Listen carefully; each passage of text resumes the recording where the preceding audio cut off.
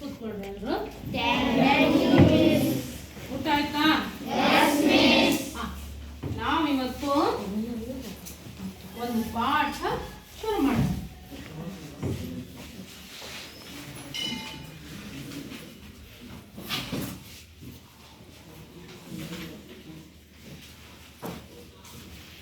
ಹೊಸ ಪಾಠ ಇವತ್ತು ಆರಂಭ ಮಾಡೋಣ. ಒಂದು ಶಾಸನ, ಲಕ್ಷ್ಮೀಧರಾಮಾತ್ಯ ಅನ್ನುವಂತಹ ಒಬ್ಬ ಮಂತ್ರಿಯನ್ನು ಕುರಿತಾಗಿ ಇರುವಂತಹ ಶಾಸನ. ವಿಜಯನಗರ ಸಾಮ್ರಾಜ್ಯದಲ್ಲಿರುವಂತಹ ಒಬ್ಬ ಮಂತ್ರಿ, ಆತನೇ ಲಕ್ಷ್ಮೀಧರಾಮಾತ್ಯನ. 1ನೇ ದೇವರಾಯನ ಆಸ್ಥಾನದಲ್ಲಿ ಆತ ಮಂತ್ರಿಯಾಗಿ 1ನೇ ದೇವರಾಯನ ಆಸ್ಥಾನದ ಒಬ್ಬ ಮಂತ್ರಿ ಯಾರಪ್ಪ ಅಂತಂದ್ರೆ ಲಕ್ಷ್ಮೀಧರಾಮಾತ್ಯನ. ಲಕ್ಷ್ಮೀಧರಾಮಾತ್ಯನ ಕುರಿತಾಗಿ ಇರುವಂತಹ ಒಂದು ಶಾಸನ. ಅದೇನ್ ಹೇಳ್ತದಪ್ಪ ಅಂತಂದ್ರ, ಕೆರೆಯಂ ಕಟ್ಟಿಸು, ಬಾವಿಯಂ ಸವೆಸು, ದೇವಾಗಾರಮಂ ಮಾಡಿಸು, ಮಜ್ಜರೆಯೋಳ ಸಿಲುಕಿದ ಅನಾಥರಂ ರಕ್ಷಿಸು, ಮಿತ್ರರ್ಗೆ ಇಂಬುಗೈ, ನಂಬಿದವರ್ಗೆ ಅರವಟ್ಟಾಗಿರು, ಶಿಷ್ಯರಂ ಪೊರೆ ಅಂತ ಹೇಳಿ ಲಕ್ಷ್ಮೀಧರಾಮಾತ್ಯನಿಗೆ ಆತನ ತಾಯಿ ಚಿಕ್ಕ ಮಗುವಿದ್ದಾಗಲೇ ಹಾಲೂಡಿಸುವಂತಹ ಸಂದರ್ಭದಲ್ಲಿ ಈ ರೀತಿಯಾಗಿ ಲೋಕನೀತಿಯನ್ನ ಹೇಳ್ತಾ ಹೇಳ್ತಾ ಆತನ ಕಿವಿಯಲ್ಲಿ ನೀತಿ ಬೋಧೆಯ ತೊಟ್ಟುಗಳನ್ನ ಬಿತ್ತುತ್ತಾ ಇದ್ದಳು ಅನ್ನುವಂಥದ್ದು ಶಾಸನದ ಮುಖಾಂತರ ನಮಗೆ ತಿಳಿದು ಬರುತ್ತೆ. ಹೇಳ್ತಾರೆ ಮಗನಿಗೆ, ಶಾಸನದಲ್ಲಿ ದಾಖಲಿಸಿದ್ದು ಯಾಕೆ?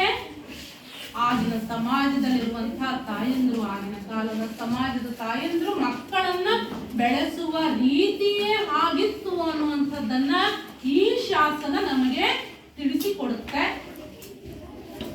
ಗೊತ್ತಾಯ್ತಾ? ಅಲ್ಲದೇನೆ ಆ ತಾಯಿಯ ಸಂಸ್ಕಾರ ಅನ್ನುವಂಥದ್ದು ಏನೈತಲ್ಲ, ಆ ಮಗುವಿನ ತಾಯಿಯ ತೊಡೆಯಿಂದಲೇ ಮಗುವಿಗೆ ಸಂಸ್ಕಾರ ಅನ್ನುವಂಥದ್ದು ಆರಂಭ ಆಗ್ತದೆ ಅನ್ನುವಂಥದ್ದು ನಾವು ಎಂದು ಅಲ್ಲಿ ತಿಳ್ಕೋಬೇಕು. ಮಗುವಿಗೆ ಹಾಲು ಉಡಿಸ್ತಾ ಹೇಳ್ತಾನೆ, ಮಗನೇ ನೀನು ಕೆರೆಯನ್ನ ಕಟ್ಟಿಸು, ಕೆರೆ ನಿರ್ಮಾಣ ಮಾಡು, ಊರಿನ ಜನರಿಗೆ ನೀರಿನ ಸೌಲಭ್ಯ ಆಗ್ತೈತಿ, ಊರಿನ ಜನರೇ ನಿನ್ನನ್ನ ಕೊಂಡಾಡ್ತಾರೆ. ನೀನು ಒಂದು ಬಾವಿಯನ್ನ ನಿರ್ಮಾಣ ಮಾಡು, ಎಷ್ಟೋ ಜನರ ಜೀವಜಲವಾಗಿ, ಜೀವಜಲದೊಂದಿಗೆ ನಿನ್ನ ಹೆಸರು ಕೂಡ ಅಜರಾಮರವಾಗಿ ಉಳಿಸ್ತದ. ಎಷ್ಟೋ ಜನರ ಬದುಕಿಗೆ ನೀನು ಆಧಾರ ಆಗು, ನೀರು ಕೊಟ್ಟು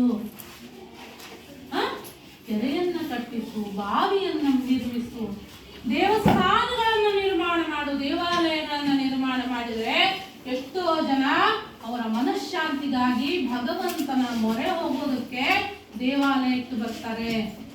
ಎಷ್ಟೋ ಜನರ ವಿದ್ಯಾಭ್ಯಾಸಕ್ಕೆ, ಶಿಕ್ಷಣ ಕೇಂದ್ರಕ್ಕೆ ದೇವಾಲಯ ಅಲ್ಲಿ ಅದು ಸೂರಾಗಿ ಪರಿಣಮಿಸುತ್ತೆ. ಮಿತ್ರರಿಗೆ ಸಹಾಯ ಮಾಡು, ನಿನ್ನ ಮಿತ್ರರಿಗೆ ಯಾವಾಗಲೂ ಕೂಡ ಸಹಾಯ ಹಸ್ತವನ್ನ ಚಾಚು, ನಂಬಿದವರಿಗೆ ಯಾವಾಗಲೂ ಕೈ ಕೊಡಬೇಡ. ಈ ರೀತಿಯಾದಂತಹ ನೀತಿ ಬೋಧೆ, ಶಿಷ್ಯರನ್ನ ಪೊರೆ, ನಿನ್ನ ಶಿಷ್ಯರಿಗೆ ಯಾವಾಗಲೂ ಕೂಡ ಒಳ್ಳೆಯ ಮಾರ್ಗದರ್ಶನವನ್ನ ನಿರಂತರವಾಗಿ ನೀಡು ಮಗನೇ ಅಂತ ಹೇಳಿ, ಹಾಲು ಉಡುವಾಗಲೇನೆ ಹೆಂಗ ಹಾಲು ನಮಗೆ ನಮ್ಮ ದೇಹದ ಶಕ್ತಿಯನ್ನ, ಕೈಕಾಲಿಗೆ ಶಕ್ತಿಯನ್ನ ಕೊಡುತ್ತೋ, ಹಾಗೆ ಮೆದುಳಿಗೆ ಶಕ್ತಿಯನ್ನ ತಾಯಿ ನೀತಿ ಬೋಧೆಯ ಮೂಲಕ ಹೇಳ್ತಾ ಹೋಗ್ತಾಳವಳು. ಮಗನೇ ಹೀಗೆ ದೇವಾಲಯ ನಿರ್ಮಾಣ ಮಾಡು, ಕೆರೆಯನ್ನ ಕಟ್ಟಿಸು, ಸಮಾಜಕ್ಕೆ ಉಪಯೋಗವಾಗುವಂತಹ ಕೆಲಸಗಳನ್ನ ನೀನು ಮಾಡು ಅಂತ ಹೇಳಿ ಸಮಾಜೋತ್ತರವಾದಂತಹ, ಲೋಕೋತ್ತರವಾದಂತಹ ಒಂದು ಏನದು ವಿಶಾಲವಾದ ಮನಸ್ಥಿತಿಯನ್ನ ಆ ಸಣ್ಣ ಮಗುವಿದ್ದಾಗಲೇ ಹೇಳ್ತಾ ಹೋಗ್ತಾ. ಗಂಡು ಮಗುವಾಗ್ಲಿ ಹೆಣ್ಣು ಮಗುವಾಗ್ಲಿ ಅಲ್ಲಿ ಏನು ವಿಶಾಲವಾದಂತಹ ಮನಸ್ಥಿತಿಯನ್ನ ತಾಯಿಯಾದವಳು ತನ್ನ ತೊಡೆಯಿಂದಲೇ ಆ ರೀತಿಯಾದಂತಹ ಸಂಸ್ಕಾರವನ್ನು ಕೊಡೋ ಕೆಲಸ ಮಾಡ್ತಾ ಇದ್ಲು. ಆದ್ರೆ ಅದು ಈಗಿನ ಕಾಲಕ್ಕೆ ಅದು ಸಾಧ್ಯ ಆಗೋದಿಲ್ಲ. ಈಗಿನ ಕಾಲದವರು ಮಾಡ್ತಾರ ಸಾಮಾಜಿಕ ಕೆಲಸ. ಯಾಕೆ ಮಾಡ್ತಾರೆ ಹೇಳ?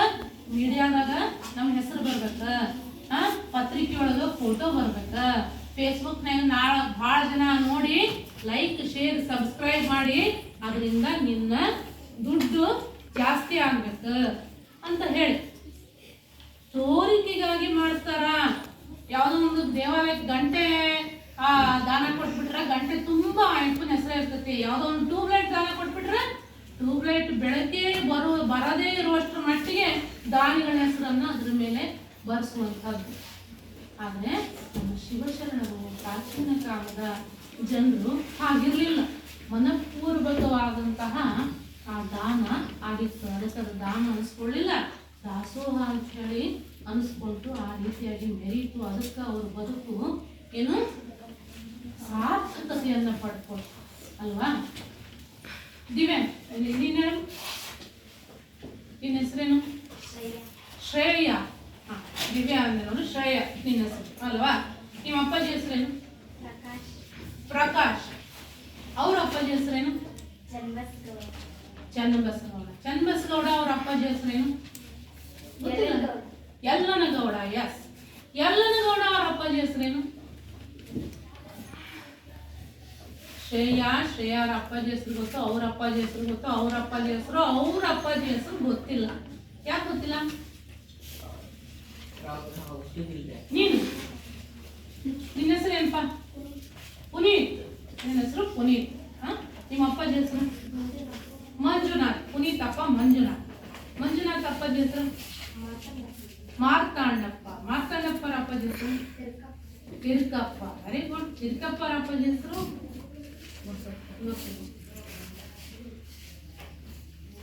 ಯಾಕೆ ಗೊತ್ತಿಲ್ಲ? ಈಗ ಸ್ವಾಮಿ ವಿವೇಕಾನಂದರ ಹೆಸರು ಯಾರಿಗೆ ಗೊತ್ತೈತಿ? ಕೈ ಎತ್ರಿ. ವಿವೇಕಾನಂದರ ಹೆಸರು ಯಾರಿಗೆ ಗೊತ್ತೈತಿ? ಕೈ ಎತ್ತಿ. ಸ್ವಾಮಿ ವಿವೇಕಾನಂದರು ಅವರ ಬಗ್ಗೆ ಕೇಳಿದಿಲ್ಲ? ತಿಳ್ಕೊಂಡಿರಲಿ? ಯಾರಿಗೆ ಗೊತ್ತೈತಿ? ಕೈ ಎತ್ರಿ. ವಿವೇಕಾನಂದ ಹೆಸರು ಕೇಳಿಲ್ಲ ನೀವು? ಕೇಳಿದಿಲ್ಲ? ಕೈ ಎತ್ರಿ. ಮತ್ತೆ ಕೈ ಎತ್ರಿ. ಗೊತ್ತೈತೆ ಇಲ್ಲ? ಗಾಂಧೀಜಿ ಅವ್ರು ಗೊತ್ತಾ? ಗೊತ್ತಾ? ಕೈ ಎತ್ರಿ. ಎಷ್ಟು ಜನಕ್ಕೆ ಗೊತ್ತು? Very good. ವಿವೇಕಾನಂದರು ಗೊತ್ತಾ? ವಿವೇಕಾನಂದರು, ಸ್ವಾಮಿ ವಿವೇಕಾನಂದರು. ಸುಭಾಷ್ ಚಂದ್ರ ಬೋಸ್ ಹೆಸರು ಗೊತ್ತಾ? ಎಷ್ಟು ಜನಕ್ಕೆ ಗೊತ್ತು? ಕೈ ಎತ್ರಿ.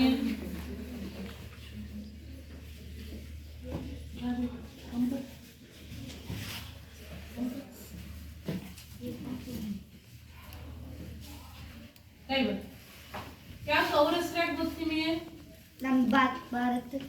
ಅವ್ರೇ ನಿಮ್ಮ ಅಜ್ಜನ ಮುತ್ತಜ್ಜನ? ಇಲ್ಲ.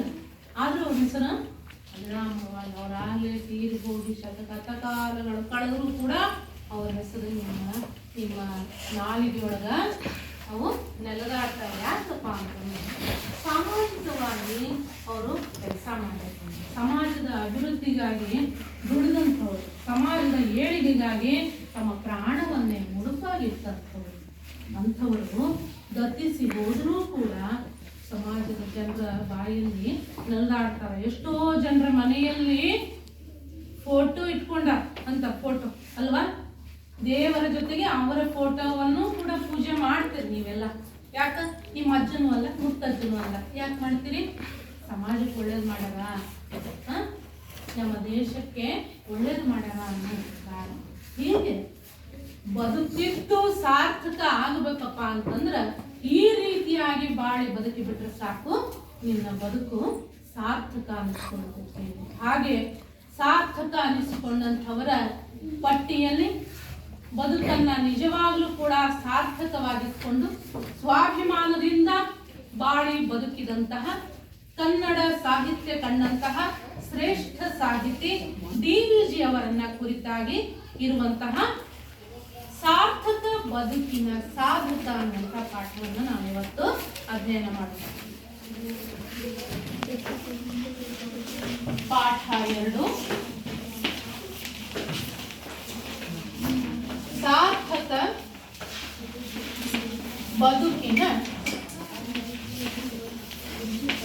ಸಾಧಕ. ಇದನ್ನ ಬರೆದವರು ಡಿ.ವಿ.ಜಿ. ಬೀಜಾಕ್ಷರದಿಂದ ಸುಪ್ರಸಿದ್ಧರಾದಂಥ ಇವರ ಪೂರ್ಣ ಹೆಸರು ದೇವನಹಳ್ಳಿ ವೆಂಕಟರಮಣಯ್ಯ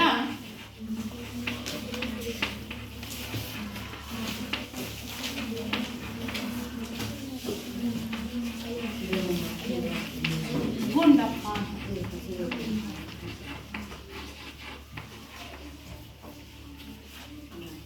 ದೇವನಹಳ್ಳಿ ವೆಂಕಟರಮಣಯ್ಯ ಗುಂಡಪ್ಪ ಅದು ಅವರ ಪೂರ್ಣ ಹೆಸರು.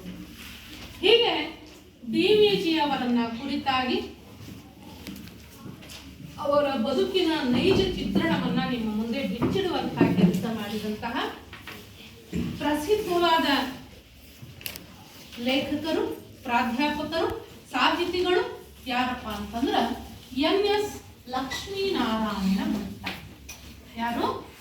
NS ಲಕ್ಷ್ಮೀನಾರಾಯಣ ಭಟ್ಟ.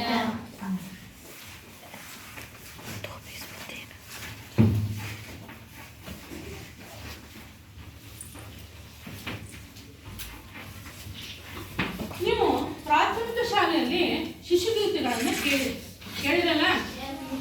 ಶಿಶುಗೀತೆಗಳು ಯಾವಾಗ ಒಂದೊಂದು ಸಾಲು ಹೇಳ್ತೀರಾ? ನಿಮಗೆ ಗೊತ್ತಿರುವಂತಹ ಕನ್ನಡದ ಶಿಶುಗೀತೆಗಳು ಯಾರು ಹೇಳ್ತೀರಾ?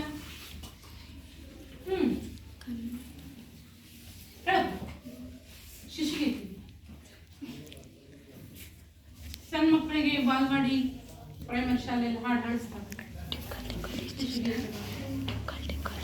ಹೇಳು, ಗೊತ್ತಿಲ್ವಾ? ಮತ್ತಂಗ ನೀನು ಹೇಳು. ಶಿಶುಗೀತೆ ಅಪೂರ್ವ ಹೇಳ್ತೀಯ?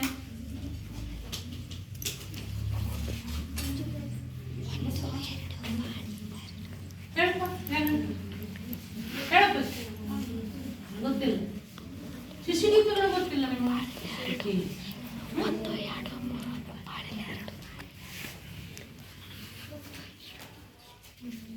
ಚಿನ್ನು ಅಂತ ಹೇಳೆಲ್ಲ ಸಣ್ಣ ಸಣ್ಣ ಕನ್ನಡದ ರೈಮ್ಸ್ಗಳು ಬರ್ತಾವೆ. ಕೇಳಿರಲ್ಲ? ಶಿಶುಗೀತೆಗಳನ್ನು ಕನ್ನಡ ಶಾಲೆಯಲ್ಲಿ ನಲಿ ಕಲಿಯಲ್ಲಿ ಹಾಡಿಸ್ತಾ ಇರ್ತಾರೆ. ಕೇಳಿಲ್ಲ? ಹೇಳಿ, ಯಾರು ಹೇಳು? ಹೇಳು, ಒಂದು ಸಾಲ ಹೇಳಷ್ಟೇ. ಏನು ರಾಗವೇ ಹಾಡ್ಬೇಕಂತಿಲ್ಲ. ಜಾನಿ ಜಾನಿ. ಮತ್ಯಾವುದು? ಒಂದು ಎರಡು ಬಾಳೆ. Very good. ಒಂದು ಎರಡು ಬಾಳೆ ಹರಡು. ಮತ್ಯಾವುದು?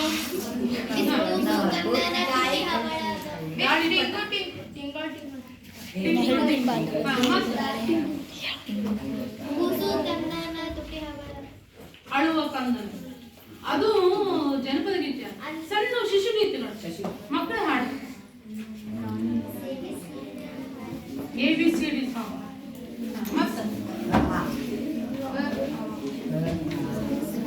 ಈಗ ನಾನೊಂದು ಹೇಳ್ತೀನಿ, ಕೇಳ್ತೀರಾ?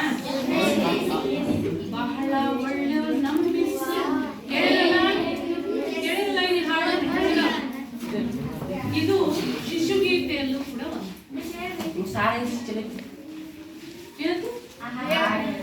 ಈ ಹಾಡನ್ನ ಬರೆದವರೇ NS ಲಕ್ಷ್ಮೀನಾರಾಯಣ. ಗೊತ್ತಿರ್ಲಿಲ್ಲ ನಿಮಗ? ಶಿಶುಗೀತೆ ನೀವು ಹಾಡಿದ್ರಲ್ಲ, ಇದನ್ನ ನೃತ್ಯ ಕೂಡ ಮಾಡಿದ್ರಲ್ಲ? ಇದನ್ನ ಬರ್ದವ್ರು ಯಾರಂತ ಗೊತ್ತಿಲ್ಲ ನಿಮ್ಗೆ ಅಲ್ವಾ? ಆ ಹಾಡನ್ನ ಶಿಶುಗೀತೆನ ಬರ್ದವ್ರೆ ಲಕ್ಷ್ಮೀನಾರಾಯಣ ಭಟ್ರು. ಆ ಲಕ್ಷ್ಮೀನಾರಾಯಣ ಭಟ್ರನ್ನ ಒಂದ್ಸಲ ಸಂದರ್ಶನ ಮಾಡ್ತಾ ಇದ್ದಾಗ ಆ ಸಂದರ್ಶಕ ಕೇಳ್ತಾನೆ, ಯಾಕೆ ನೀವು ಬಹಳ ಒಳ್ಳೆಯವ್ರು ನಂಬಿಸು ಅನ್ನುವಂತಹ ಶಿಶುಗೀತೆಯನ್ನ ಬರೆದ್ರಿ? ನೀವೊಬ್ಬ ಶ್ರೇಷ್ಠ ಪ್ರಾಧ್ಯಾಪಕರಾಗಿದ್ದೀರಿ, ಒಳ್ಳೆ ಸಾಹಿತಿಗಳಿದ್ದೀರಿ, ದೊಡ್ಡ ದೊಡ್ಡ ಕೃತಿಗಳನ್ನ ಬರ್ದಿರಿ, ಆದ್ರೆ ಶಿಶುಗೀತೆಗಳಿಗೆ ಯಾಕೆ ನೀವು ಮೊರೆ ಹೋದ್ರಿ ಅಂತ ಕೇಳಿದಾಗ ಹೇಳ್ತಾರ, ನಮ್ಮ ಆಧುನಿಕ ಕಾಲದಲ್ಲಿ ಇಂಗ್ಲಿಷ್ ಏನಾಗ್ಬಿಡುತ್ತೆ, ಮನೆ ಮಾಡ್ಬಿಟ್ಟೈತೆ, ಕನ್ನಡ ಸಾಹಿತ್ಯ ಸೊರಗ್ತಾ ಇದೆ. ಇಲ್ಲಿ ಶಿಶುಗೀತೆಗಳಲ್ಲಿ ಇಂಗ್ಲಿಷಿನ ಪದ್ಯಗಳನ್ನೇ ಹೆಚ್ಚಾಗಿ ಹೇಳಿಸೋದುಂಟು, ಕನ್ನಡ ಪದ್ಯಗಳು ಹೆಚ್ಚಾಗಿ ಬರಲಿ. ಶಿಶುಗೀತೆಗಳಲ್ಲಿ ಇಂಗ್ಲಿಷ್ ಪದ್ಯಕ್ಕಿಂತ ಕನ್ನಡ ಪದ್ಯಗಳೇ ಹೆಚ್ಚು ಜನಪ್ರಿಯ ಆಗಲಿ ಅನ್ನುವಂತಹ ಒಂದು ಆಸೆಯನ್ನು ಇಟ್ಟುಕೊಂಡು ಕನ್ನಡ ಶಿಶುಗೀತೆಗಳನ್ನು ಬೆಳೆಸೋಕ್ಕಾಗಿ ನಾನು ಅದನ್ನ ಬರ್ದೀನಿ, ಕನ್ನಡವನ್ನು ಉಳಿಸೋಕ್ಕಾಗಿ ನಾನು ಈ ಕೆಲಸ ಮಾಡೀನಿ ಅಂತ ಹೇಳಿ ಕನ್ನಡ ಅಭಿಮಾನವನ್ನು ಲಕ್ಷ್ಮೀಧರ ಲಕ್ಷ್ಮೀ ನಾರಾಯಣ ಈ ಲಕ್ಷ್ಮೀನಾರಾಯಣ ಭಟ್ಟರು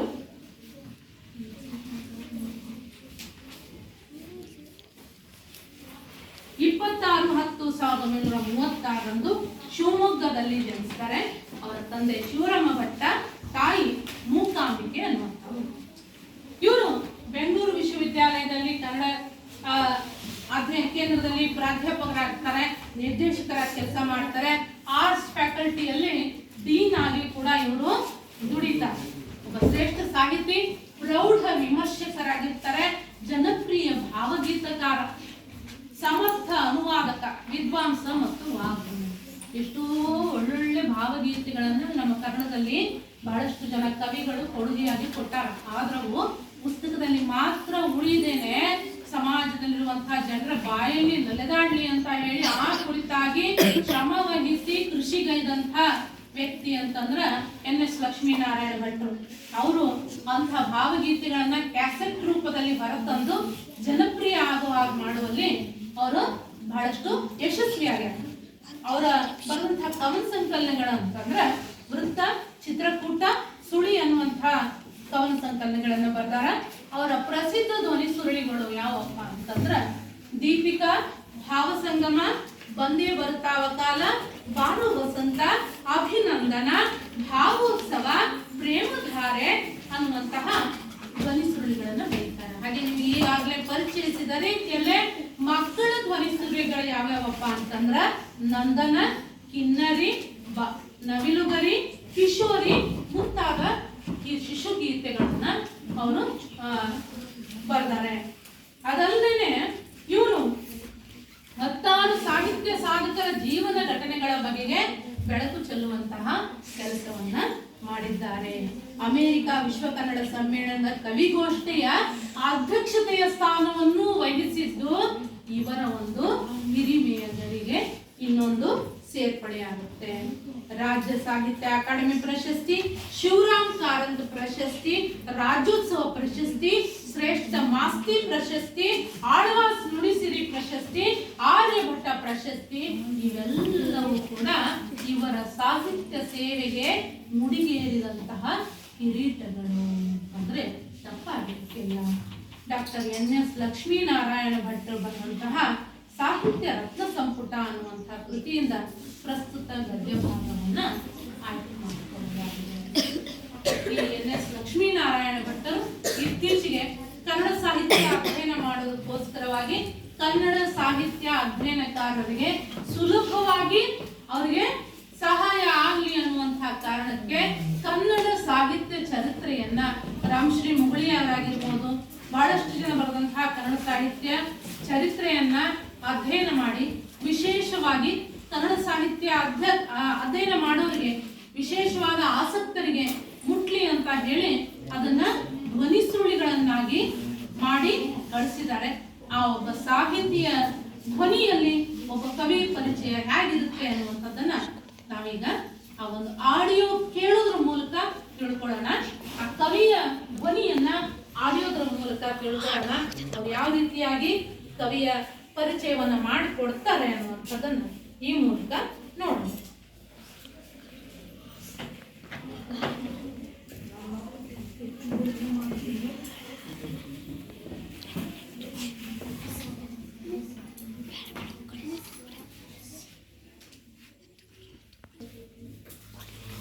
ಆದಿಕವಿ ಪಂಪ ಕ್ರಿಸ್ತ ಶಕ 940. ನೇಮಿಚಂದ್ರ ಎಂಬ ಹೆಸರಾದ ಹಳಗನ್ನಡದ ಕವಿ ಹೇಳುತ್ತಾನೆ, ಬೆಲೆಯಿಂದ ಕೂಮೆ ಕೃತಿ ಗಾವಿಲ ಭುವನದ ಭಾಗ್ಯದಿಂದ ಮಕ್ಕುಂ ನೋಳ್ಪಂ ಬೆಲೆ ಕೊಟ್ಟು ತಾರ ಮಧು ಮಲೆಯಾಮಿಲನಂ ಮನೋಜನಂ ಕೌಮುದಿಯಂ. ಅಯ್ಯೋ ಪೆದ್ದ, ಒಳ್ಳೆಯ ಕಾವ್ಯ ದುಡ್ಡು ಕೊಟ್ಟರೆ ಸಿಗುತ್ತದೇನೋ, ಅದು ಲೋಕದ ಭಾಗ್ಯದಿಂದ ಹುಟ್ಟಿ ಬರುವಂಥದ್ದು. ಅಮೃತವನ್ನ, ತಂಗಾಳಿಯನ್ನ, ಕಾಮನನ್ನ, ಬೆಳದಿಂಗಳನ್ನ ಎಲ್ಲಿ ದುಡ್ಡು ಕೊಟ್ಟು ತಾ ನೋಡೋಣ. ಎಷ್ಟು ಅರ್ಥವತ್ತಾದ ಮಾತು. ಶ್ರೇಷ್ಠವಾದ ಕಾವ್ಯ ಒಂದು ನಾಡಿನ ಜನದ ಪುಣ್ಯದಿಂದ ಮಾತ್ರ ಸೃಷ್ಟಿಯಾಗುತ್ತದೆ. ಈ ಮಾತಿಗೆ ಕನ್ನಡದಲ್ಲಿ ಅತ್ಯುತ್ತಮ ನಿದರ್ಶನಗಳೆಂದರೆ ಪಂಪ, ಕುಮಾರವ್ಯಾಸರಂಥ ಕವಿಗಳು. ನಾಗರಾಜ ಎಂಬ ಒಬ್ಬ ಹಳಗನ್ನಡ ಕವಿ 600 ವರ್ಷಗಳ ಹಿಂದೆಯೇ ಒಂದು ಮಾತು ಹೇಳಿದ.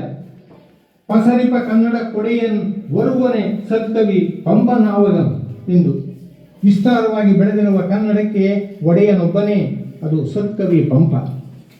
ಇಂಥ ತುಂಬು ಹೃದಯದ ಪ್ರಶಂಸೆಗೆ 100ಕ್ಕೆ 100 ಅರ್ಹನಾದವನು ಮಹಾಕವಿ ಪಂಪ. ಅವನು ನಮ್ಮ ಆದಿಕವಿ. ಅವನಿಗಿಂತ ಮುಂಚೆಯೇ ಅಸಗ, ಗುಣನಂದಿ, ಗುಣವರ್ಮರಂಥ ಕವಿಗಳು ಆಗಿ ಹೋಗಿದ್ದರು ನಿಜ. ಆದರೆ ನಮಗೆ ಅವರ ಕಾವ್ಯ ಸಿಕ್ಕಿಲ್ಲ. ನಮಗೆ ದೊರೆತಿರುವ ಮೊದಲ ಪಂಪನವೇ. ಆದ್ದರಿಂದ ಅವನೇ ನಮ್ಮ ಆದಿಕವಿ, ಅಗ್ರಕವಿ ಅಂತೂ ಖಂಡಿತ ಹೌದು. ಪಂಪ ತನ್ನ ಜೀವನದ ಬಗ್ಗೆ ತಾನು ಕೇಳಿದ್ರಲ್ಲ ಕವಿಯ ಧ್ವನಿಯನ್ನ. ಹೀಗೆ ಪ್ರತಿ ಒಬ್ಬ ಕವಿಯನ್ನ ಕುರಿತಾಗಿ ಕನ್ನಡ ಸಾಹಿತ್ಯದ ಬೇರೆ ಬೇರೆ ಘಟ್ಟಕ್ಕೆ ಅನುಸಾರವಾಗಿ ಕವಿ ಪರಿಚಯವನ್ನ ಧ್ವನಿ ಸುರುಳಿಗಳ ಮೂಲಕ ಭಾಗ 1, ಭಾಗ 2 ರೀತಿಯಲ್ಲಿ ಧ್ವನಿ ಸುರುಳಿಗಳ ಮೂಲಕ ನೀಡಿದ್ದಾರೆ.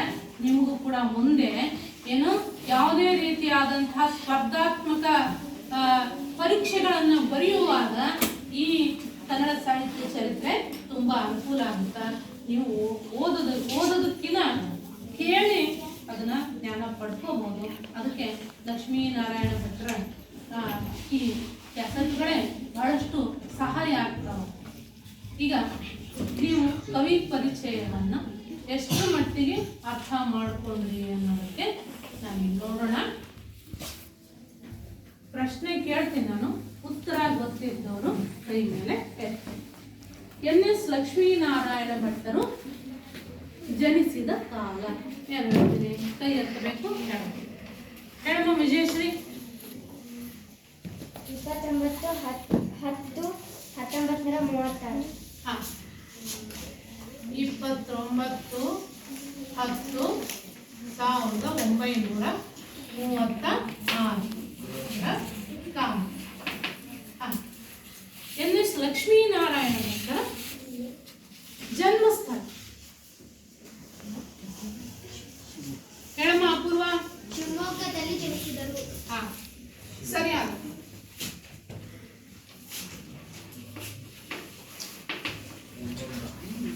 ಸ್ಥಳ ಶಿವಮೊಗ್ಗ.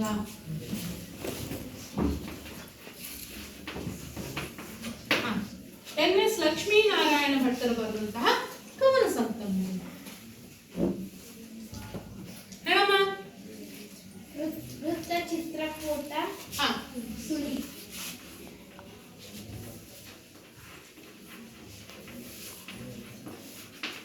ವೃತ್ತ ಚಿತ್ರಕೂಟ ಸುಳಿ ಅಲ್ವಾ? ಸರಿಯಾದ ವೃತ್ತ ಚಿತ್ರಕೂಟ ಸುಳಿ.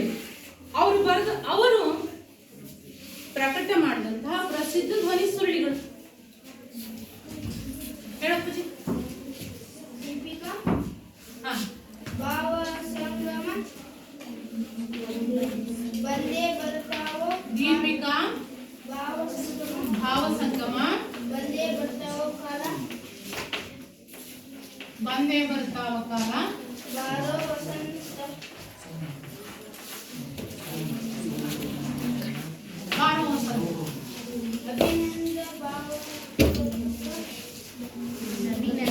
ಅಭಿನಂದನ, ಬಾರೋ ವಸಂತ, ಅಭಿನಂದನ,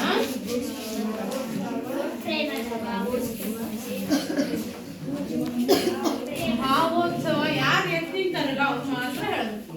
ಭಾವೋತ್ಸವ, ಪ್ರೇಮಧಾರೆ. ಸರಿಯಾದ ಉತ್ತರ ಕುತ್ಕೊಳ್ಳಪ್ಪ.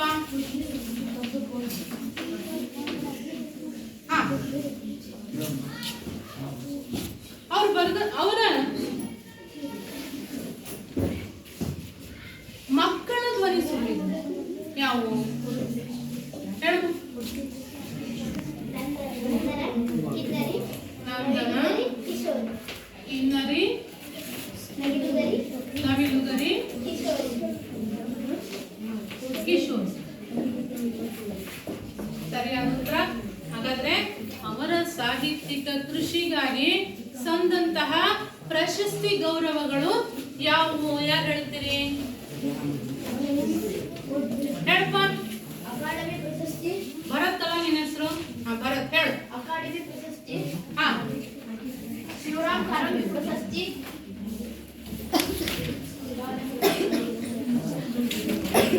ಹಾ ಶಿವರಾಮ್ ಹಾ ರಾಜ್ಯೋತ್ಸವ ಪ್ರಶಸ್ತಿ ಹಾ ಮಾಸ್ತಿ ಪ್ರಶಸ್ತಿ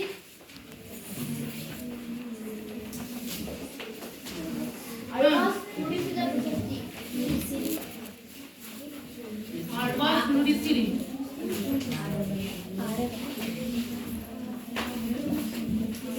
ಆರ್ಯಭಟ ಪ್ರಶಸ್ತಿ ಆರ್ಯಭಟ ಕೂತು.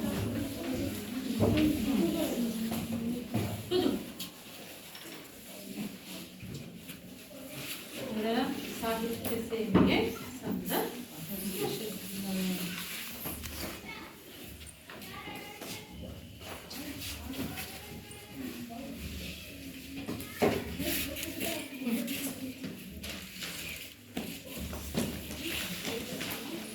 ಈ ಪಾಠದ ಆಶಯ ಏನು ಅನ್ನೋದನ್ನ ನಾವು ನೋಡ್ತಾ ಹೋದ್ರೆ ಕನ್ನಡ ನಾಡು ಅಂತಂದ್ರೆ ರಸ ಋಷಿಗಳ ಬೀಡು, ಸಾಧು ಸತ್ಪುರುಷರ ನೆಲೆವೀಡು.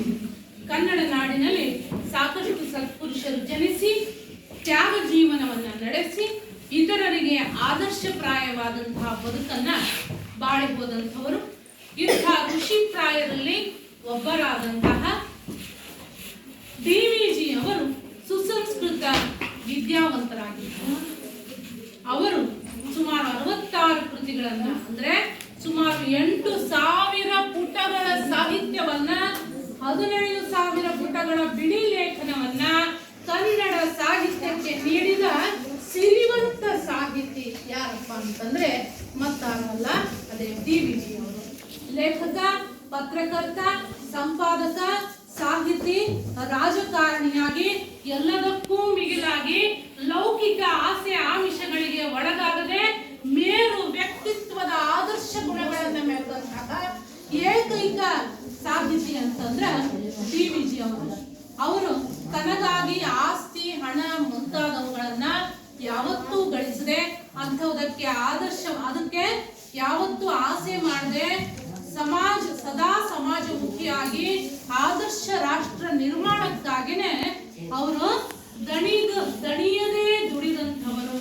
ಅಂಥವರ ಸಾಧಕರ ಬದುಕು, ಅವರ ಆದರ್ಶ ಜೀವನ ಅದು ಇಲ್ಲಿ ನಮ್ಮೆಲ್ಲರ ಬದುಕಿನ ಸೂತ್ರವಾಗಲಿ ಅನ್ನುವಂತಹ ಒಂದು ಕಾರಣಕ್ಕೆ ನಾವು ನೀವುಗಳೆಲ್ಲ ಅಂಥ ಬದುಕನ್ನ ಬಾಳುವಲ್ಲಿ ಮುಂದಾಗಲಿ, ಅಂತಹ ಗುಣಗಳನ್ನ ನಾವುಗಳು ಬೆಳೆಸ್ಕೊಳ್ಳಿ. ವಿದ್ಯಾರ್ಥಿಗಳಾದಂಥವರು ಮುಂದೆ ಈಗ ಹೇಗೆ ಲಕ್ಷ್ಮೀಧರ ಅಂತ ಹೇಳಿದ್ರಲ್ಲ, ಹಾಗೆ ಸಮಾಜಮುಖಿಯಾಗಿ ನಿಮ್ಮ ಬದುಕು ಆಗಲಿ ಅನ್ನುವಂತಹ ಆಶಯವನ್ನು ಇಟ್ಕೊಂಡು ಈ ಪಾಠವನ್ನು ನಿಮಗೆ ಪಠ್ಯಪುಸ್ತಕ ಸಮಿತಿಯವರು ನಿರ್ಮಾಣ ಮಾಡಿದ್ದಾರೆ. ಹುಲ್ಲಾಗು ಬೆಟ್ಟದಲ್ಲಿ ಮನೆಗೆ ಮಲ್ಲಿಗೆಯಾಗು, ಕಲ್ಲಾಗು ಕಷ್ಟಗಳ ಮಳೆಯ ವಿಧಿಸುರಿಯೇ, ಬೆಲ್ಲ ಸಕ್ಕರೆಯಾಗು ದೀನ ದುರ್ಬಲರಿಂಗೆ, ಎಲ್ಲರೊಳಗೊಂದಾಗು ಮಂಕುತಿಮ್ಮ, ಎಲ್ಲರೊಳಗೊಂದಾಗು ಮಂಕುತಿಮ್ಮ. ಹುಲ್ಲಾಗು ಬೆಟ್ಟದಡಿ ಮನೆಗೆ ಮಲ್ಲಿಗೆಯಾಗು, ಕಲ್ಲಾಗು ಕಷ್ಟಗಳ ಮಳೆಯ ವಿಧಿಸುರಿಯೇ, ಬೆಲ್ಲ ಸಕ್ಕರೆಯಾಗು ದೀನ ದುರ್ಬಲರಿಂಗೆ, ಎಲ್ಲರೊಳಗೊಂದಾಗು ಮಂಕುತಿಮ್ಮ, ಎಲ್ಲರೊಳಗೊಂದಾಗು ಮಂಕುತಿಮ್ಮ. ಬರೇ ಈ ಕೆಲವೊಂದಿಷ್ಟು ಪದ್ಯಗಳನ್ನ ನೋಡ್ಬಿಟ್ರೆ ಸಾಕು, ಡಿ.ವಿ.ಜಿ. ಅವರ ಬದುಕು ಹಿಂಗ ಇತ್ತು ಅಂತ ಹೇಳಿ ಅದಕ್ಕೆ ಕನ್ನಡಿ ಹಿಡಿದವರ ರೀತಿಯಲ್ಲಿ ಅವರ ಬದುಕು ಇತ್ತು. ನೀನು ಬೆಟ್ಟದ ಕೆಳಗೆ ಹುಲ್ಲಾಗಿ ಬಾಳಿ, ಅಂತ ದೊಡ್ಡ ಬೆಟ್ಟದ ಕೆಳಗ ಹುಲ್ಲಾಗಿ ಬಾಳು. ನಿನ್ನ ಜೀವನದಲ್ಲಿ ಎಷ್ಟೇ ಕಷ್ಟಗಳು ಬಂದರೂ ಕೂಡ ನೀನು ಅದಕ್ಕೆ ಎದುರಿಸಿ ನಿಲ್ಲುವಂತಹ ತಾಕತ್ತು ನಿನಗೆ ಬರುವ ರೀತಿಯಲ್ಲಿ, ಹುಲ್ಲಿನ ರೀತಿಯಲ್ಲಿ ಬಾಳು. ನಿನ್ನ ಬದುಕು ಸಾರ್ಥಕ ಆಗಬೇಕು ಅಂದ್ರೆ ಹೇಗೆ ಬದುಕಬೇಕು ಅನ್ನುವಂಥದ್ದನ್ನ ಅವರ ಕಗ್ಗದ ಮುಖಾಂತರ ತಿಳಿ ಹೇಳಿದ್ರು. ಅಂಥ ಯಾವುದೋ ಕಾಲದಲ್ಲಿನೇ ಅವರಿಗೆ ಆ ಮಂಕುತಿಮ್ಮನ ಕಗ್ಗಕ್ಕೆ ಜ್ಞಾನಪೀಠ ಪ್ರಶಸ್ತಿ ಬರಬೇಕಾಗಿತ್ತು.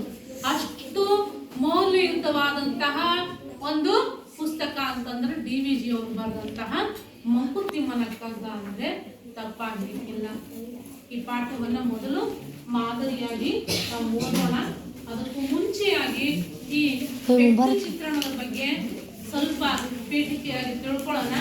ಮೌಲ್ಯಯುತವಾದ ಬದುಕನ್ನು ನಡೆಸಿದಂತಹ ಮಹಾನ್ ಚೇತನದ ಕುರಿತಾಗಿ ಆ ಸ್ಥೂಲ ವಿಚಾರಗಳನ್ನ ಕಲಾತ್ಮಕವಾಗಿ ದಾಖಲೆ ಮಾಡುವಂಥದ್ದಕ್ಕೆ ನಾವು ವ್ಯಕ್ತಿ ಚಿತ್ರಣ ಅಂತ ಹೇಳಿ ಕರಿತೀವಿ. ಹಾಗೆ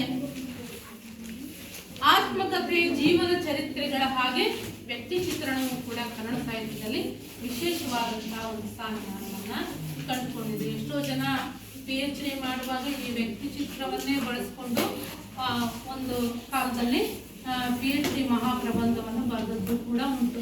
ಶ್ರೇಷ್ಠ ನಾಟಕಕಾರರು, ಶ್ರೇಷ್ಠ ಕಥೆ ರಚನೆ ಮಾಡುವಂಥವರು, ಇಂಥ ಸಮಾಜಮುಖಿಯಾಗಿ ಕಾರ್ಯ ಮಾಡಿದಂತಹ ಒಳ್ಳೊಳ್ಳೆ ವ್ಯಕ್ತಿಗಳನ್ನ ಕುರಿತಾಗಿ ಅವರ ಬದುಕಿನ ನೋವು, ನಲಿವು ಮತ್ತು ಅವರ ಸಾಹಿತ್ಯಿಕ ಕೃಷಿಯನ್ನ ಕುರಿತಾಗಿ ಅಧ್ಯಯನ ಮಾಡಿ ಮಹಾಪ್ರಬಂಧವನ್ನು ಪಡೆದಂಥವರು ಕೂಡ ಅದರ ಕನ್ನಡ ಸಾಹಿತ್ಯದಲ್ಲಿ ಪ್ರಮುಖ ಸ್ಥಾನವನ್ನ ಪಡ್ಕೊಂಡಂಥವ್ರು ಆ ಕುರಿತಾದಂಥ ವ್ಯಕ್ತಿ ಚಿತ್ರಣ. ಅಂಥದಕ್ಕೆ ಏನಂತಾರಪ್ಪ ಅಂದ್ರೆ ವ್ಯಕ್ತಿ ಚಿತ್ರಣ ಅಂತ ಹೇಳಿ ಕರೀತಾರೆ.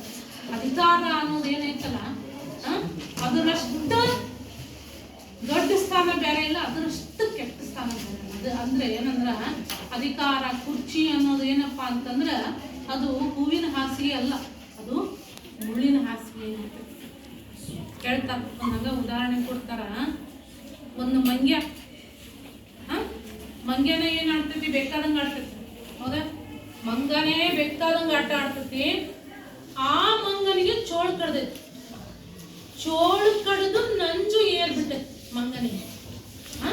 ಮಂಗನಿಗೆ ಚೋಳು ಕಡ್ದೈತೆ, ನಂಜೇರಿದೆ. ನಂಜೇರಿದ ಮಂಗನಿಗೆ ಸರಾಯಿಯನ್ನು ಕುಡಿಸೋದು. ಮೊದಲೇ ಮಂಗ, ಆ ಮಂಗಕ್ಕೆ ಚೋಳು ಕಡ್ದೈತಿ, ಚೋಳು ಕಡ್ದು ನಂಜೇರೈತಿ.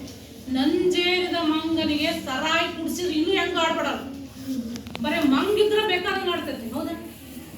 ಹೌದಾ? ಅದಕ್ಕೆ ಚೋಳು ಕಡಿಸಿ ಸರಾಯಿ ಕುಡಿಸ್ಬಿಟ್ರ ಅದು ಏನೇನು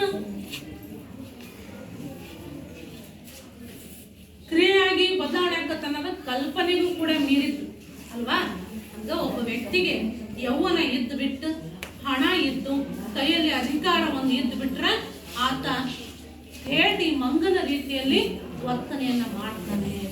ಆದ್ರೆ ಆ ಯಾವುದೇ ರೀತಿಯಾದಂತಹ ಅಧಿಕಾರಕ್ಕೆ ಆಸೆ ಪಡದೆ, ಹಣಕ್ಕೆ ಆಸೆ ಪಡದೆ, ಹಂಗಂತ ಹೇಳಿ ಇವರು ಸೌಕಾರ ಅಂತಲ್ಲ, ಬಡತನ ಇದ್ರೂ ಕೂಡ ಸ್ವಾಭಿಮಾನದ ಬದುಕನ್ನ ಬಾಳಿ ತೋರಿಸಿದ ಆದರ್ಶ ವ್ಯಕ್ತಿ ಯಾರಪ್ಪ ಅಂತಂದ್ರೆ DVG ಅವರು.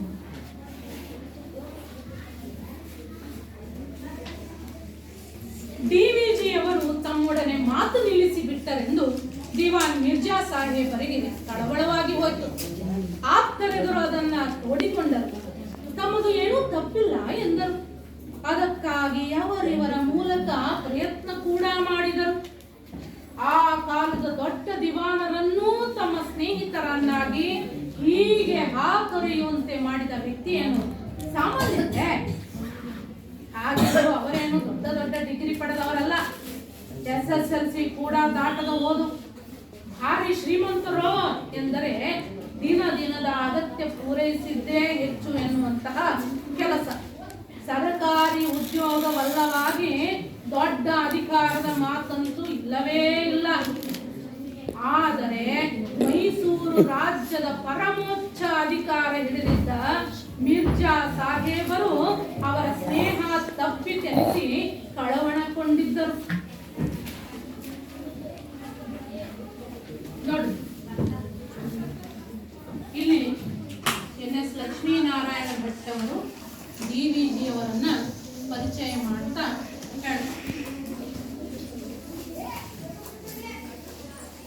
DVG ಅವರು ತಮ್ಮ ಜೊತೆಗೆ ಮಾತು ನಿಲ್ಲಿಸ್ಬಿಟ್ರು ಅಂತ ಹೇಳಿ ದಿವಾನ್ ಮಿರ್ಜಾ ಸಾಹೇಬರಿಗೆ ಕಳವಳವಾಗಿ ಹೋಗಿದ್ದಂತೆ. ಮಿರ್ಜಾ ಸಾಹೇಬ್ರು ಯಾರಪ್ಪ? ಅವರು ದೊಡ್ಡ ದಿವಾನ್, ಹೌದಾ? ಎಲ್ಲಿ ದಿವಾನ್ರವರು? ಮೈಸೂರಿನ ದಿವಾನ್ರಾಗಿದ್ರು.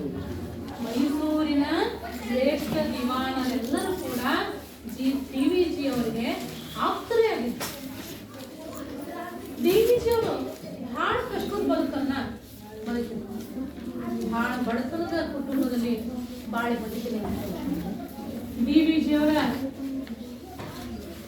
ಅವರ ಬದುಕಿನ ಹಿನ್ನೆಲೆಯನ್ನ ನಾವು ನೋಡ್ತಾ ಹೋದ್ವಿ ಅಂತಂದ್ರೆ ಆಧುನಿಕ ಸಾಹಿತ್ಯದ ಅಶ್ವತ್ಥ ವೃಕ್ಷ ಅಂತಾನೆ ನಾವು ಅವರನ್ನ ಕರಿಬೇಕು. ಅಷ್ಟರ ಮಟ್ಟಿಗೆ ಅವರು ಬುದ್ಧಿವಂತರು, ವಿದ್ಯಾವಂತರು ಆಗಿದ್ರು. ಅವರು ಬಹುಶ್ರುತರಾಗಿದ್ರು. ಅವರ ಸಾಹಿತ್ಯ, ಪತ್ರಿಕೋದ್ಯಮ, ಸಾರ್ವಜನಿಕ ಕ್ಷೇತ್ರ 3 ಕ್ಷೇತ್ರದಲ್ಲೂ ಕೂಡ ಅವರು ಬಹಳಷ್ಟು ಸಾಧನೆಗೈದಂತಹ ವ್ಯಕ್ತಿಯಾಗಿದ್ದರು.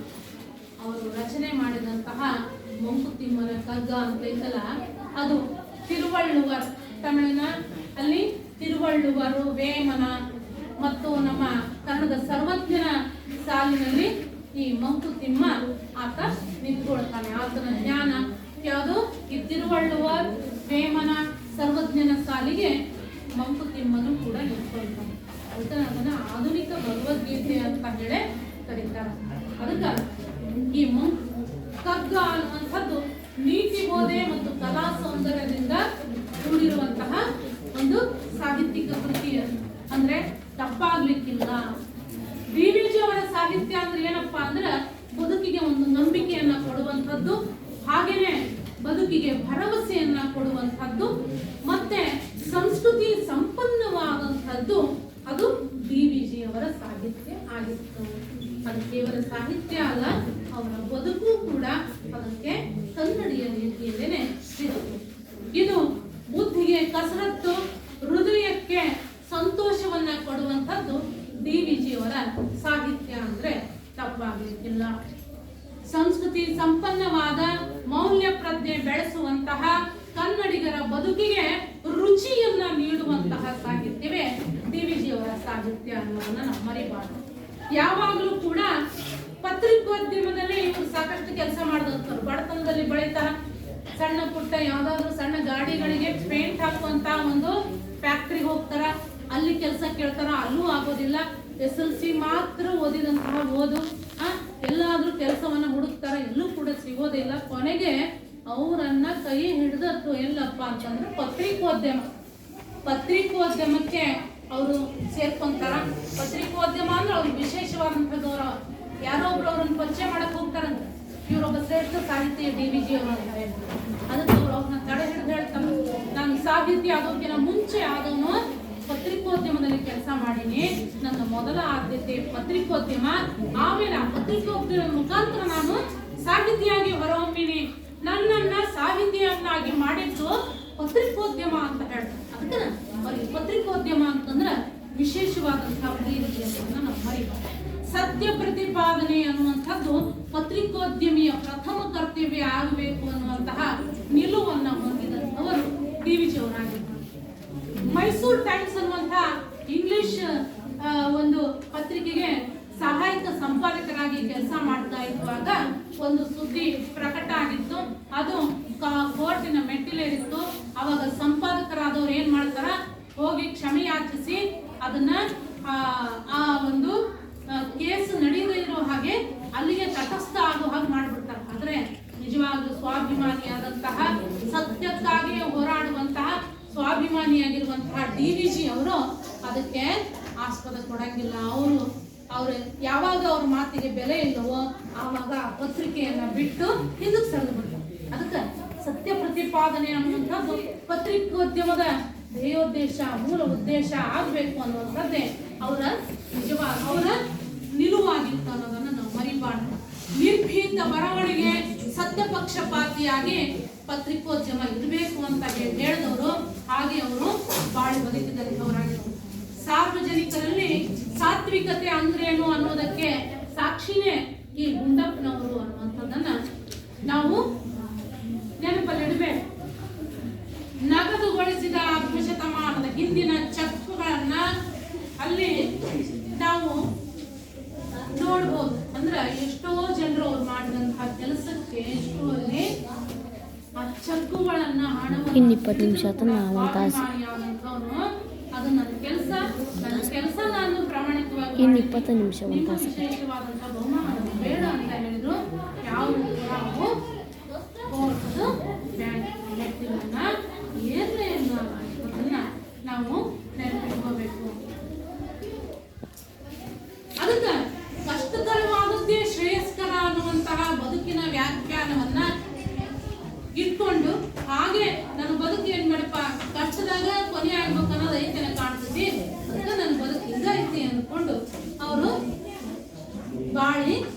ತ್ಯಾಗ.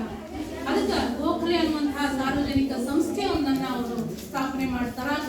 ಸಾಹಿತ್ಯದ ಆಪ್ತ ಬಂಧುಗಳು ಯಾವಪ್ಪ ಅಂತಂದ್ರೆ ಲೋಕಬೋಧೆ, ವಿವೇಚನಾಭ್ಯಾಸ, ಸಮಾಜ ಜೀವನಾಸಕ್ತಿ ಅನ್ನುವಂಥವೇ ಅಲ್ಲಿ ಸಾಹಿತ್ಯದ ಆಪ್ತ ಬಂಧುಗಳು ಅಂತ ಹೇಳಿ ಅವರು ಹೇಳ್ತಾರೆ.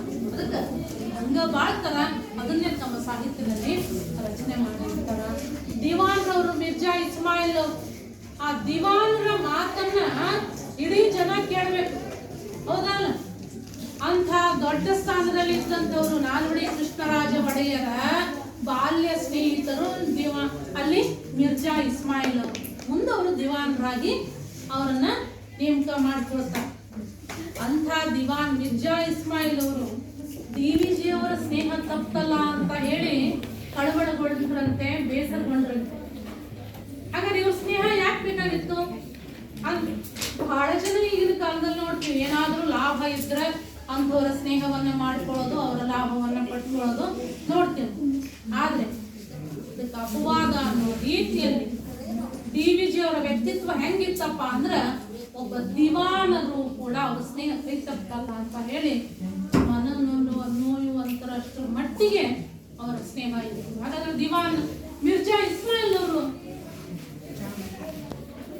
ಯಾರು ಅನ್ನೋದನ್ನ ಸಂಕ್ಷಿಪ್ತವಾಗಿ ನಾವು ತಿಳ್ಕೊಳ್ಳೋಣ. ಅದಕ್ಕಿಂತ ಮುಂಚೆ DVG ಅವರ ಕೃತಿಗಳ ದರ್ಶನವನ್ನು ಮಾಡೋಣ. DVG ಅವರ ಮಂಕುತಿಮ್ಮನ ಕಗ್ಗ ಅನ್ನುವಂತಹ ಪುಸ್ತಕ ಇಲ್ಲಿದೆ ನೋಡ್ರಿ. DVG ಅವರ ಮಂಕುತಿಮ್ಮನ ಕಗ್ಗ ನೋಡಿದ್ರಲ್ಲ, ಅದೇ ರೀತಿಯಾಗಿ DVG ಅವರ ಕೃತಿ ಶ್ರೇಣಿ ಸಂಪುಟ 10 ಇಲ್ಲಿದೆ ನೋಡ್ರಿ. ಹಾಗೆ DVG ಅವರ ಸಂಪುಟ 9 ಕಾವ್ಯ 1 ಇಲ್ಲಿದೆ.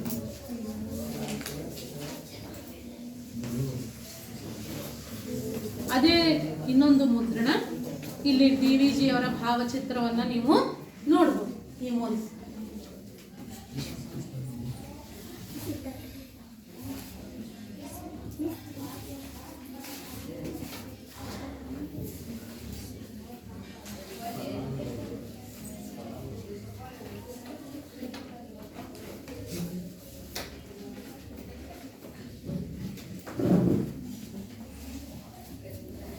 ದಿವಾನ್ ಸರ್ ಮಿರ್ಜಾ ಇಸ್ಮಾಯಿಲ್ ಅವ್ರ ಬಗ್ಗೆ ಸಂಕ್ಷಿಪ್ತವಾಗಿ ತಿಳ್ಕೊಳ್ಳೋಣ. 1883ರಲ್ಲಿ ಬಾಳಿ ಬದುಕಿದಂಥವರು ದಿವಾನ್ ಸರ್ ಮಿರ್ಜಾ ಇಸ್ಮಾಯಿಲ್ ಅವರು ನಾಲ್ವಡಿ ಕೃಷ್ಣರಾಜ ಒಡೆಯರ ಬಾಲ್ಯ ಸ್ನೇಹಿತರಾಗಿದ್ರು. Royal school, Bangalore central school ನಲ್ಲಿ ಅವರು ಶಿಕ್ಷಣವನ್ನ ಪಡ್ಕೊಳ್ತಾರೆ. ಪೊಲೀಸ್ ಇಲಾಖೆಯಲ್ಲಿ ಮೊದಲು ಅವರು ಉದ್ಯೋಗ ಸೇರ್ಕೊಳ್ತಾರೆ. ನಂತರದಲ್ಲಿ ನಾಲ್ವಡಿ ಕೃಷ್ಣರಾಜ ಒಡೆಯರ ಆಪ್ತ ಕಾರ್ಯದರ್ಶಿಯಾಗಿ ಕಾರ್ಯನಿರ್ವಹಿಸ್ತಾರೆ. ಹಾಗೇನೆ 1926ರಲ್ಲಿ ಅವರು ದಿವಾನರಾಗಿ ನೇಮಕ ಆಗ್ತಾರೆ. ಅವ್ರು ಮಾಡಿದಂತಹ ಸಾಮಾಜಿಕ ಕೆಲಸ ಏನಪ್ಪಾ ಅಂದ್ರ ಭದ್ರಾವತಿ ಉಕ್ಕಿನ ಕಾರ್ಖಾನೆ, ಸಿಮೆಂಟ್ ಕಾಗದ ಕಾರ್ಖಾನೆಗಳನ್ನ ಸ್ಥಾಪನೆ ಮಾಡ್ತಾರೆ. ಹಿಂದೂಸ್ತಾನ್ ವಿಮಾನ ಕಾರ್ಖಾನೆ, ಪಿಂಗಾಣಿ ಕಾರ್ಖಾನೆ, ಗಾಜಿನ ಕಾರ್ಖಾನೆ ಇವರ ಒಂದು ನೇತೃತ್ವದಲ್ಲಿ ಅವು ನಿರ್ಮಾಣ ಆಗ್ತವೆ. ಮೈಸೂರಿನಲ್ಲಿ ಗಂಧದೆಣ್ಣೆ, ರೇಷ್ಮೆ ಬಟ್ಟೆ, ಸಾಬೂನು, ಅಗರಬತ್ತಿ ಮಾರಾಟಕ್ಕೆ ಕ್ರಮವನ್ನ ಕೈಗೊಂಡವರು ಮಿರ್ಜಾ ಇಸ್ಮಾಯಿಲ್. ಮಂಡ್ಯದಲ್ಲಿ ಸಕ್ಕರೆ ಕಾರ್ಖಾನೆ, ಬೆಳಗಾವಿಯಲ್ಲಿ ರಸಗೊಬ್ಬರ ಕಾರ್ಖಾನೆ, ಶಿವಮೊಗ್ಗದಲ್ಲಿ ಬೆಂಕಿಪಟ್ಟಣ ಕಾರ್ಖಾನೆ, ಬದನ್ವಾಳದಲ್ಲಿ ಖಾದಿ ಉತ್ಪಾದನಾ ಕೇಂದ್ರ, ಮೈಸೂರಿನಲ್ಲಿ ಮೆಡಿಕಲ್ ಕಾಲೇಜು, ಬೆಂಗಳೂರಲ್ಲಿ ಕೃಷ್ಣರಾಜೇಂದ್ರ ವೃತ್ತಿ ಶಿಕ್ಷಣ ಶಾಲೆ, ನರಸಿಂಹರಾಜ್ ಆಸ್ಪತ್ರೆ ಕೋಲಾರದಲ್ಲಿ, ಮೈಸೂರಲ್ಲಿ ವಾಣಿ ವಿಲಾಸ ಹೆರಿಗೆ ಆಸ್ಪತ್ರೆ, ಬೆಂಗಳೂರಲ್ಲಿ ಮೈಸೂರು ಮತ್ತು ಬೆಂಗಳೂರು ಇವೆರಡರಲ್ಲಿ ಆಕಾಶವಾಣಿ ಕೇಂದ್ರವನ್ನು ಸ್ಥಾಪನೆ ಮಾಡ್ತಾರೆ. ಮತ್ತೆ ವಿದ್ಯುತ್ ಸೌಲಭ್ಯವನ್ನ ಮೊದಲ ಬಾರಿಗೆ ಬೆಂಗಳೂರಲ್ಲಿ ಆರಂಭ ಮಾಡಿಸಿದ ಕೀರ್ತಿ ಮಿರ್ಜಾ ಇಸ್ಮಾಯಿಲ್ಗೆ ಸೇರುತ್ತೆ. ಬ್ರಿಟಿಷರ ಕಪ್ಪು ಕಾಣಿಕೆ 35 ಲಕ್ಷದಿಂದ 24.5 ಲಕ್ಷಕ್ಕೆ ಇಳಿಕೆಯಾಗಿದ್ದು ಮಿರ್ಜಾ ಇಸ್ಮಾಯಿಲ್ ಅವರ ಕಾಲದಲ್ಲಿ. ಬ್ರಿಟಿಷರಿಂದ ಸರ್ ಅನ್ನುವಂತಹ ಪದವಿ ಇವರಿಗೆ ಪ್ರದಾನವಾಗುತ್ತೆ. 1940ರಲ್ಲಿ ಕೃಷ್ಣರಾಜ ಒಡೆಯರ್ ತೀರಿದ ಬಳಿಕ ದಿವಾನ ಹುದ್ದೆಯಿಂದ ಇವರು ನಿವೃತ್ತಿಯನ್ನು ಹೊಂದ್ತಾರೆ. ಇವರ ನಂತರದಲ್ಲಿ ಮಾಧವರಾವ್ ಅನ್ನುವಂಥ ದಿವಾನರಾಗ್ತಾರೆ. ಅದರ ನಂತರದಲ್ಲಿ ಕೊನೆಯ ದಿವಾನರು ಅಂತ ಹೇಳಿ ಕರೆಸಿಕೊಳ್ಳುವಂಥವರು ರಾಮಸ್ವಾಮಿ ಮೊದಲಿಯಾರು ಅಂತವರು ದಿವಾನರಾಗಿ ಕಾರ್ಯನಿರ್ವಹಿಸಿದವರು.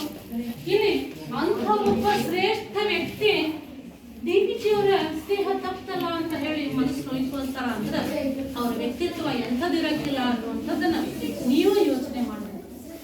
ನೋಡಿ, ನೀನು ದುಡ್ಡು, ಆಸ್ತಿ, ಅಂತಸ್ತು, ಪದವಿ ಗಳಿಸೋದೇನೈತಲ್ಲ, ಅದಕ್ಕಿನ ವ್ಯಕ್ತಿತ್ವ, ಮಾನವೀಯ ಮೌಲ್ಯ, ಉತ್ತಮ ವ್ಯಕ್ತಿತ್ವ ಅನ್ನುವಂಥದ್ದು ಏನೈತಲ್ಲ, ಅವೆಲ್ಲಕ್ಕಿಂತ ದೊಡ್ಡವಾದ ಸಂಪತ್ತು ಅನ್ನೋದನ್ನ ನಮಗೆ ಈ ದೇವಿಜಿಯವರ ಒಂದು ಬದುಕನ್ನ ನೋಡಿದಾಗ ಅರ್ಥ ಅಲ್ವಾ? ಹೌದಲ್ಲ? ಆಸ್ತಿ ಅಂತಸ್ತು ಗಳಿಸ್ಲಿಕ್ಕೂ ಕೂಡ ನೀನು ಒಳ್ಳೆಯ ವ್ಯಕ್ತಿ ಆದ್ರೂ ಸರಿ, ನೀನು ಭಿಕಾರಿ ಆದ್ರೂ ಕೂಡ ಶ್ರೇಷ್ಠ ವ್ಯಕ್ತಿಗಳು ನಿಮ್ಮ ಸ್ನೇಹವನ್ನ ಬಯಸ್ತಾರೆ. ಹೌದು ಹೇಳ್ತಾರ ಅವರು ದೊಡ್ಡ ಡಿಗ್ರಿ ಪಡೆದವರಲ್ಲ, SLCಯು ಪಡೆಯದ ಒಂದು ಶಿಕ್ಷಣ ಆದ್ರೆ ಅವ್ರಿಗೆ ಮುಂದೆ ವಿಶ್ವವಿದ್ಯಾಲಯಗಳು ಡಾಕ್ಟರೇಟ್ ಅನ್ನ ನೀಡಿ ಅವರಿಗೆ ಗೌರವಾದನಗಳನ್ನ ಕೊಡುತ್ತೆ. ಅಂಥ ರೀತಿಯಲ್ಲಿ ಬಾಳಿ ಬದುಕಿದಂಥವರು ಡಿ.ವಿ. ಗುಂಡಪ್ಪನವರು. ಸರ್ಕಾರಿ ಉದ್ಯೋಗ ಯಾವುದು ಸಿಗ್ಲಿಲ್ಲ ಹಂಗಂತ ಹೇಳಿ ಅವರು ಮನ ಅಂದ್ಕೊಳ್ಳಿ. ಈಗ ನಿಮ್ಮಂತರು ಅಯ್ಯೋ ಪರ್ಸೆಂಟೇಜ್ ಕಡಿಮೆ ಆಯ್ತು ಅಂತ ಹೇಳಿ ಮಾನಸಿಕವಾಗಿ ಖಿನ್ನರಾಗೋದು. ಆಮೇಲೆ ಇನ್ನೂ ಒಂದು ಹೊಸ ಟ್ರೆಂಡ್ ಹೊಂಟೈತಿ, ನನಗೆ ಯೂಟ್ಯೂಬಲ್ಲಿ ಹೆಚ್ಚಿಗೆ ಲೈಕ್ ಬರಲಿಲ್ಲ, ನನಗೆ ಫೇಸ್ಬುಕ್ಕಲ್ಲಿ ಹೆಚ್ಚಿಗೆ ಲೈಕ್ ಬರಲಿಲ್ಲ ಅಂತ ಹೇಳಿ ಮಾನಸಿಕವಾಗಿ ಮನನೊಂದು ಆತ್ಮಹತ್ಯೆ ಮಾಡಿಕೊಳ್ಳುವಂತ ಮಕ್ಕಳ ಸಂಖ್ಯೆ ಜಾಸ್ತಿ ಆಗ್ತದೆ. ಏನೋ ಒಂದು ಸಣ್ಣ ಸಣ್ಣದು, ಅಯ್ಯೋ ನಾನು ಈ ಗೇಮ್ ಅಲ್ಲಿ ಫಸ್ಟ್ ಬರಲಿಲ್ಲ, ಆ ಒಂದು ಕಾರಣಕ್ಕೆ ಎಷ್ಟೋ ಜನ ಮನನೊಂದು ಆತ್ಮಹತ್ಯೆ ಮಾಡಿಕೊಳ್ಳುವಂತವ್ರಲ್ಲ. ಏನೇ ಆದ್ರೂ ಕೂಡ ನಾ ಗೆಲ್ತೀನಿ. ಈಗ ರಾಡ್ಯಾಗ ಸಿಕ್ಕೊಂಡಿರ್ತದೊಂದು ಆನೆ, ಅದು ತನ್ನೆಲ್ಲ ಶಕ್ತಿಗಳನ್ನ ಹಾಕಿ ಹೊಸದಿ ಹೆಂಗ ರಾಡಿಯಿಂದ ಎದ್ದು ಬರ್ತೈತೋ ಹಂಗ ಬದುಕಿನ ಕಷ್ಟಗಳನ್ನೆಲ್ಲ ಚರ್ಚಿ ಮೇಲೆ ಬರುವಂಥದ್ದು. ನಿನ್ನಲ್ಲಿರುವಂತಹ ವಿಶೇಷವಾದ ಶಕ್ತಿಯನ್ನೇ ನಂಬಿಕೊಂಡು ಅದರ ಹಾದಿಯಲ್ಲಿ ನಿಟ್ಟಿನಲ್ಲಿ ಸಾರ್ಥಕವಾದ ಬದುಕನ್ನ ಬಾಳುವ ಹಾದಿಯಲ್ಲಿ ನಾವುಗಳು ಕೂಡ ಕಾರ್ಯಕ್ರಮರಾಗಬೇಕು ಅನ್ನುವಂಥದ್ದು ಡಿ.ವಿ.